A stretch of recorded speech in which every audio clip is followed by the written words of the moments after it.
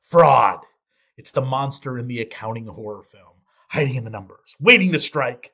The intricate schemes, the red flags everyone missed, the forensic unraveling of the truth. And let's be real here. It's fun to hear about sometimes. I think we're all deep down true crime obsessed junkies at the end of the day, but no one actually wants the fraud monster sneaking up on them at any point. So, for your consideration, we have our course here, Consideration of Fraud, through real world fraud case studies, a too close to home example of how my 4-year-old cookie obsessed son has already completed the fraud triangle, and an incredibly in depth, step by step dive into how to address fraud on your audit engagements. We'll dissect deception, expose fraud tactics, and sharpen your auditor instincts. So, are you ready to bring the fight to fraud?